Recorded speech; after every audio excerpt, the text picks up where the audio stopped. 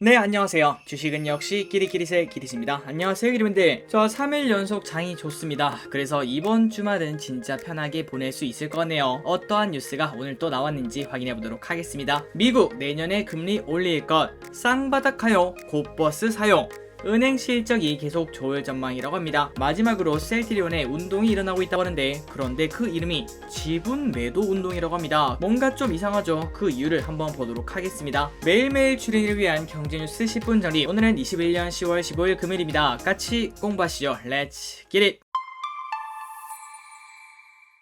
자, 오늘은 금요일이니까 정말 스피드하게 바로 공부를 해보도록 하겠습니다. 그리고 내일은 한 4주 정도가 되었죠. 기리새의 은밀한 사생활을 찍으러 경남으로 갈 예정입니다. 아마도 내일 다녀오면은 다음 주쯤에 업로드가 될 것 같습니다. 기리분들의 사랑을 전하러 조심히 다녀오도록 하겠습니다. 많은 기대 부탁드립니다. 자, 첫 번째 뉴스를 보도록 하겠습니다. 모건 스탠리 CEO 페드 내년에 금리 올릴 것, 시장은 이미 소화를 하고 있다고 하네요. 페드는 내년에 금리를 인상할 것이다. 그리고 인플레이션은 일시적이지 않다. 모건 스탠리의 CEO가 이렇게 발언을 했다고 합니다. 그리고 인플레이션을 일시적이라고 하는 사람들이 많다고 하는데, 하지만 자기는 믿지 않는다고 하네요. 인플레이션은 일시적이지 않으며 임금 인플레이션이 현실이고, 그 다음에 공급망 중단, 천연가스 및 유가 상승 등 일부는 분명 일시적인 게 있겠지만, 하지만 전부는 아니다. 이렇게 말했다고 합니다. 그리고 내년에 금리가 올린다는 거는 딱 이거를 보면 알 수 있다고 하는데, 바로 이건 우리가 다 알고 있는 부분입니다. 그는 페드가 제시한 점도표가 증거라고 밝혔으며, 지난 FOMC에서 나온 점도표를 보자면은 지난 6월에는 분명 22년 기준금리 인상을 예상하는 점이 5개밖에 없었는데, 지난 9월, 그러니까 단 3개월 만에 9개로 변화했던 걸 확인할 수 있다는 거죠. 그래서 우리는 내년에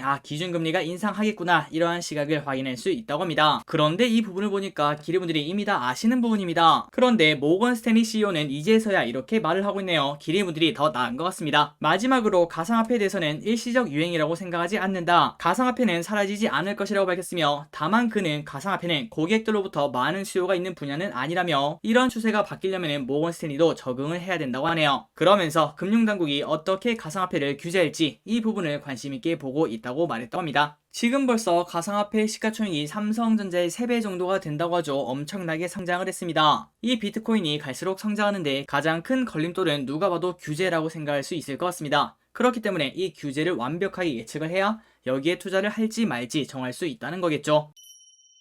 다음 뉴스입니다. 혼돈에 빠진 동학개미, 증시 불안에 곧버스 투자 갈팡질팡. 코스피가 3천을 하회하는 등 증시를 둘러싼 불확실성이 커지며 동학개미가 혼란에 빠지고 있습니다. 불과 이번 주 화요일까지만 하더라도 많은 기리분들이 정말 힘들어하셨습니다. 그리고 기리분들 중에서는 이제 손절하고 떠나신 분도 계시고요. 그리고 이때가 기회다 이렇게 생각하며 주가 매수를 하신 분도 계시고, 그리고 플러스 야, 더 떨어진다, 다 팔고 곧버스, 이 부분을 선택하신 분도 분명히 계실 거라고 생각합니다. 자, 그 이유는 딱 하나입니다. 앞으로 어디로 갈지 우리가 알 수 없다는 거겠죠. 그래서 정말 많은 시각들이 나왔습니다. 코스피 하단이 2800이 될 수 있고, 아니면 2880이 될 수 있고, 아니다, 지금이 바닥이다, 이러한 시각이 정말 많았고, 그리고 거기에 대한 근거도 거의 다 확실했죠. 그러나 결국 3일밖에 지나지 않았지만 꽤나 반등을 해서 3000을 다시 뚫고 올라왔습니다. 그러니 우리는 여기서 딱 한 가지를 또 배울 수 있겠네요. 어떠한 전문가도 이 흐름을 절대 맞출 수 없다. 그렇기 때문에 우리는 절대 시장을 예측하려고 하지 말고 그냥 물 흐르듯이 투자를 하는 게 가장 정답이라고 생각할 수 있습니다. 계속 보도록 할게요. 자, 이러한 흐름이 나타나니까 개인 투자자는 곧버스를 사기도 하고 팔기도 하는 그런 갈팡질팡한 모습을 나타내고 있다고 하는데요. 참고로 인버스가 무엇인가 아마도 다들 아시겠지만, 간단하게 설명드리자면은 코스피가 우리가 1% 오르지 않겠습니까? 그때 코스피 전체다가 투자하면은 우리도 1%의 수익률을 거둘 수 있을 것 같습니다. 하지만 인버스는 딱 그 반대로 가는 건데요. 코스피가 1% 오르면 어떻게 될까요? 맞습니다. 인버스는 1% 떨어지죠. 그리고 그 반대로 코스피가 떨어지면 인버스는 올라갑니다. 그러다 보니 하락장을 예측하면 인버스를 사는 게 가장 좋은 투자법이라고도 볼 수 있겠죠. 저 기릿은 인버스까지는 뭐 그래, 오케이, 나쁘지 않아, 이렇게 생각을 개인적으로 하고 있습니다. 그런데 문제는 바로 이 곧버스인데요. 이 곧버스는 말 그대로 곱하기 2입니다. 그러니 코스피가 1% 오르면 2% 떨어지고, 코스피가 1% 떨어지면 2% 오른다는 소리죠. 그런데 이걸 보고 이러한 질문이 생길 수 있습니다. 아니 길이, 그 인버스랑 곧버스랑 어차피 2배밖에 차이 안 나잖아. 그러니까 조금 변동성이 클 뿐이지 별 차이가 없지 않아? 하지만 여기에는 엄청난 차이가 딱 하나가 숨어 있는데요. 일단 인버스 같은 경우에는 코스피가 오르고 내리고 거기를 그대로 따라간다고 볼 수 있습니다. 그런데 곧버스는 계좌가 녹아요. 그 이유가 무엇인가 정말 간단하게 설명을 드리도록 할게요. 자, 지금 현재 코스피가 100이라고 생각을 해보도록 하겠습니다. 그리고 10%가 오르면 얼마죠? 110이죠. 그런데 여기서 마이너스 10%가 떨어지면은 뭐 다시 100 아닐까 이렇게 볼 수 있겠지만, 하지만 110에 마이너스 10%는 99가 됩니다. 그러니 10% 오르고 10% 빠졌는데 1이 갑자기 사라지게 된 거죠. 자, 이 부분은 뭐 그럴 수 있지. 그러면은 그 반대로 야 10%가 떨어졌다가 10% 오르면은 1이 다시 늘어나는 거야. 그렇게도 볼 수 있겠지만 한번 계산을 해보도록 하겠습니다. 코스피가 똑같이 100이 있고 그 다음에 10%가 떨어지면 90이죠. 그런데 거기서 10%가 오르면은 야 90에 10이면은 뭐야 99네, 이러한 결과가 나타나게 됩니다. 그러니 10% 오르고 10% 떨어지고 그 반대로 10% 떨어지고 10% 오르든 둘 다 그 결과는 조금씩 떨어지는 걸 확인할 수 있죠. 그런데 이 현상이 바로 곧버스에 나타나게 되는 거죠.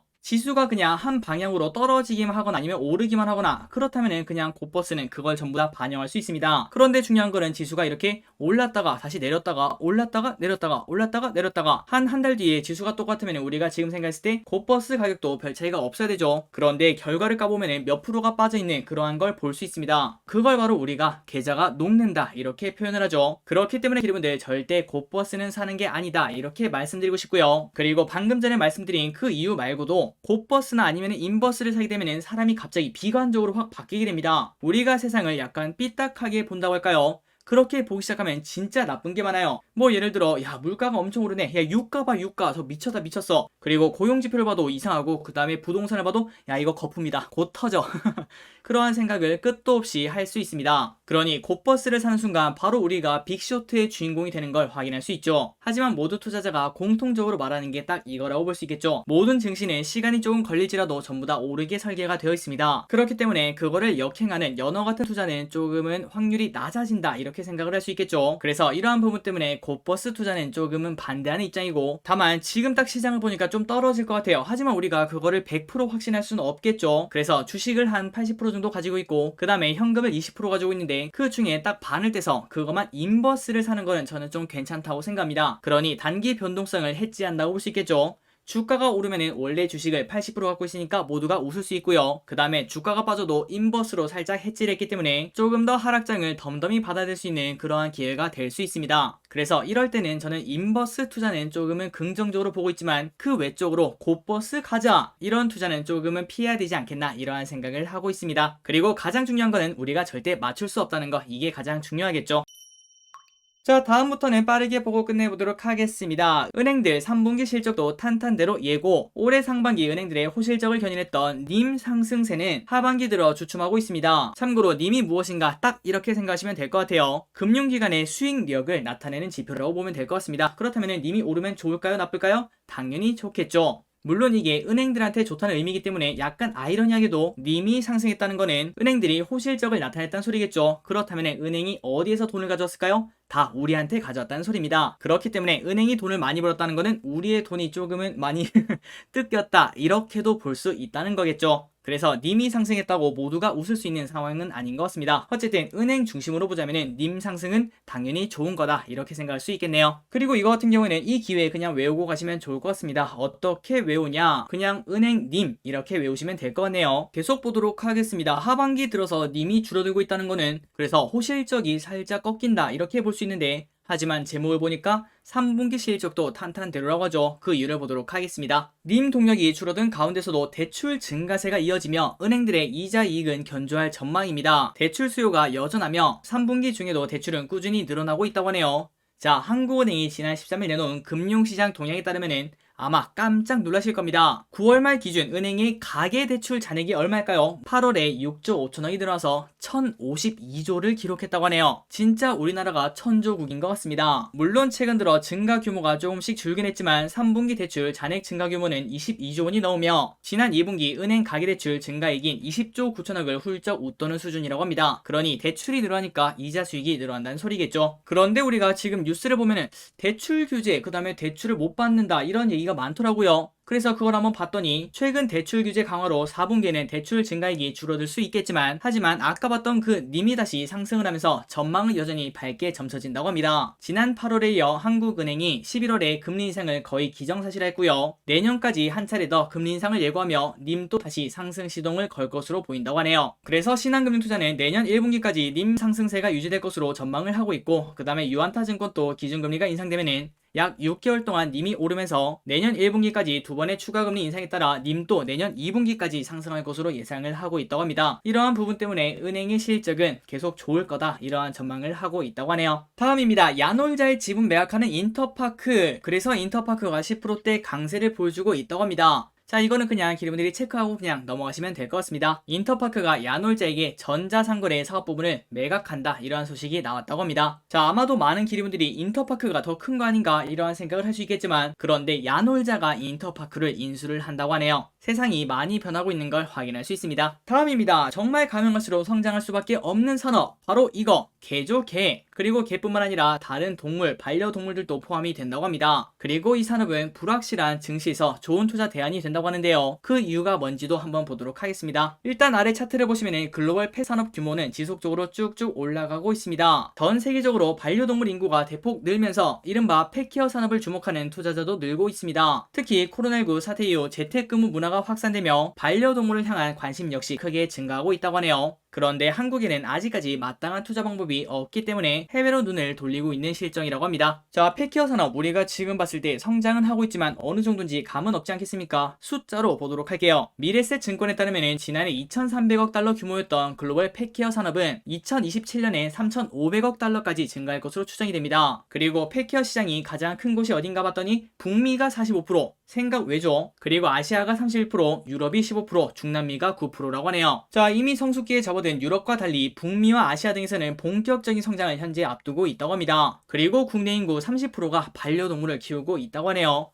10명 중에 3명이 반려동물을 키우고 있는 가정이라고 합니다. 다음으로 이 부분도 충격인데요. 미국에서는 10가구 중 7가구 이상이 반려동물을 키운다고 합니다. 진짜 여기는 반려동물의 진심이라고 생각을 할 수 있겠네요. 특히 새로운 경제 주체로 떠오른 젊은 세대들은 사료, 의류, 서비스 등 다양한 분야에서 과거와 달리 지출을 아끼지 않는다는 점에서 잠재력이 높다는 평가를 받고 있다고 합니다. 그리고 1인 가구, 노인 가구가 늘어나고 재택근무가 확산되는 점도 펫이 갈수록 늘어나지 않겠나, 이렇게 볼 수 있다고 하네요. 그래서 우리가 투자를 하려면 딱 3군데가 있다고 하는데요. 일단 기업 2개가 있다고 합니다. 11년에 설립된 펫 전문 전자상거래 기업 추이라고 하는데 CHWY라고 하네요. 미국 펫 리테일 시장이 14년 이후 연평균 40% 가까이 성장하는 가운데 현재 추이의 점유율은 27%로 아마존이랑 양강 구도를 이루고 있는 중이라고 합니다. 그리고 두 번째는 펫 전문 보험사가 있다고 하네요. 트루페니언 TRUP입니다. 최근 주목받는 업체 중 하나인데 고객이 병원에 진료비를 내고 이를 보험사에 추후 청구하는 기존 방식과 달리 자신의 목만 실시간으로 지불할 수 있는 창구 직불제를 운영하고 있다고 하네요. 이 부분은 매우 큰 장점이라고도 생각을 할 수 있을 것 같습니다. 그래서 구독 횟수가 무려 65만 마리가 넘는 중이라고 합니다. 마지막으로 이러한 개별 투자가 조금 부담스럽다면 ETF가 있는데요. 바로 뉴욕 증시에 상장된 프로시어즈 펫케어 PAWZ가 대표적인 상품이라고 합니다. 이러한 부분도 한번 공부를 해보시고 갈수록 펫 산업이 커진다고 생각하면 투자를 해보는 것도 괜찮다고 볼 수 있겠죠. 그리고 펫케어 산업은 이러한 장점이 있다고 하는데요. 성장 섹터인 건 맞습니다. 갈수록 강아지가 많아지고 그 다음에 거기에 쓰는 돈이 많아진다고 볼 수 있겠죠. MZ세대의 특징이라고 볼 수 있습니다. 그리고 경기가 좋든 나쁘든 그 강아지들은 똑같이 먹고 싼다고 볼 수 있겠죠. 그렇기 때문에 정말 아이러니하게 성장인데 경기 방어적 성격을 띠고 있기 때문에 불확실성이 높은 증시에서 좋은 투자 대안으로 꼽힐 수 있다고 합니다.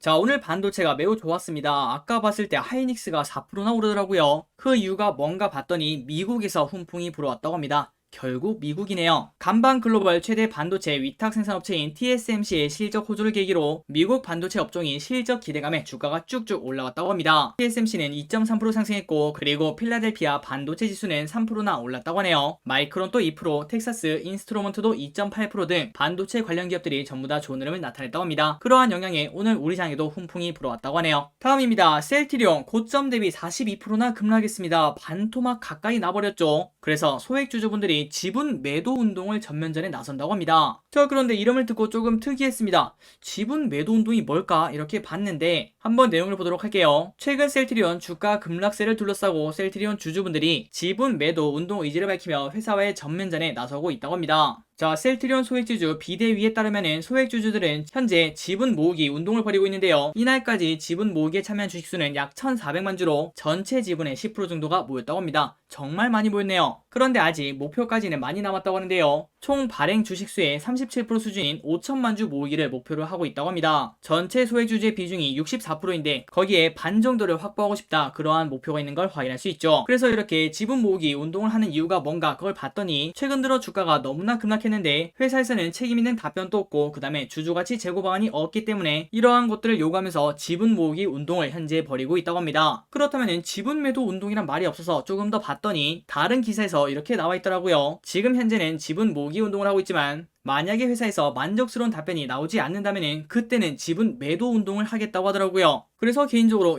그게 운동이 되나 이런 생각을 조금 해봤습니다. 하지만 그 운동이 효용성이 있냐 없냐 그게 중요한 게 아니라 그 정도의 마음가짐을 가지고 있다, 이건 진짜 진심이다, 이러한 걸 확인할 수 있다, 이렇게 볼 수 있겠죠. 최근 들어 셀트리온 정말 많이 떨어졌습니다. 다른 기업들도 이제 슬슬 반등을 하고 있는데 아직까지 셀트리온은 그렇다 할 반등을 보여주고 있지 않죠. 자, 사측에서 좋은 대답이 나오든 아니면 다른 호재가 나오든 그러한 것들에 힘입어 다시 셀트리온 주가가 쭉쭉 올랐으면 좋겠습니다. 다음입니다. 현대차 반도체 자체 개발 추진. 이 뉴스도 매우 중요하다고 볼 수 있겠죠. 현대자동차그룹이 차량용 반도체 자체 개발에 의지를 드러내며 드라이브를 거는 모습이라고 합니다. 호세 무뇨스 현대차 글로벌 최고 운영 책임자는 차량용 반도체의 자체 개발을 원한다고 밝혔습니다. 그 이유는 우리가 지금 딱 알다시피 반도체 부족으로 생산을 하지 못해 차를 못 파는 상황까지 이르자 내재화의 필요성을 강조한 것으로 해석이 된다고 하네요. 무뇨스 사장은 반도체 칩 제조업체 인텔이 생산량을 늘리기 위해 거액을 투자하는 등 반도체 업계가 빠르게 대응하고 있다면서도 현대차도 그룹 내에서 칩을 개발할 수 있기를 원한다고 합니다. 그리고 이어 반도체 개발에는 많은 투자와 시간이 걸리겠지만 이것은 우리가 공을 들이고 있는 분야라면서 현대차의 자동차 부품 계열사인 현대모비스가 거기에서 큰 역할을 할 것이라고 덧붙였다고 하네요. 그리고 실제로 현대모비스는 현대차 그룹의 차량용 반도체 내재화를 책임을 지고 있습니다. 그리고 얼마 전에는 현대오토론의 반도체 사업 부분을 인수했고 현재는 반도체 설계 섹터를 신설해 시스템 반도체와 전력 반도체 등 미래형 차량용 반도체 내재화를 위한 준비를 진행하고 있죠. 그렇다면은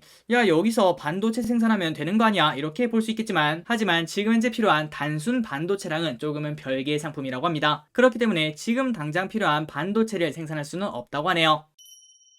자, 슬슬 마무리해보도록 하겠습니다. 오늘의 기업 두 가지를 보고 끝내보도록 하겠습니다. 첫 번째, 제일기획 3분기도 디지털 주도 호실적 전망 목표가 9.7% 상승. 신영증권은 15일 제일기획에 대해 상반기와 마찬가지로 3분기에도 디지털 부분이 주도하는 호실적이 기댄다며 목표 주가를 기존 31,000원에서 34,000원으로 9.7% 올렸다고 합니다. 올해 2분기부터 대부분의 서비스 지역에서 실적 회복세를 보이고 있고 이런 흐름은 3분기에도 이어지는 상황이라며 해외 중 가장 매출 규모가 큰 유럽 지역도 회복세가 이어지고 있다고 합니다. 그리고 중국 지역에서는 안정적인 물량 확보가 긍정적이며 주요 광고주의 대행 영역도 확대가 되고 있다고 하네요. 그리고 외형 성장이 가장 기대가 되는 곳은 북미 지역이라고 합니다. 그래서 신연구는 중장기 방향성 실현을 위해서 퍼포먼스 마케팅 관련 인수합병과 지분 투자가 적극 추진될 전망이라며 장기적으로 디지털 중심의 매출 총익 성장과 효율 경영에 따른 수익성 개선이 기대가 된다고 말했다고 하네요. 자, 제일기획 최근 들어 리포트가 많이 나오고 있습니다. 그만큼 좋게 보는 사람들이 많다는 거겠죠. 그리고 차트를 보시면 오른쪽 아래로 떨어지는 그러한 흐름을 나타내는 찰나 오늘 이렇게 거래량 또 나오고 그 다음에 양봉 또 만들면서 모든 이평선을 뚫고 올라가는 걸 확인할 수 있습니다. 그러니 이 부분은 충분히 매력적인 차트라고도 생각을 해볼 수 있겠죠. 물론 이것만 보고 투자할 수는 없기 때문에 한번 기름들 제일기획 공부를 해보시기 바랍니다. 그리고 제일기획은 조금 안정적인 맛이 있다고 생각을 해볼 수 있겠죠. 배당 수익도 한번 확인해보시면은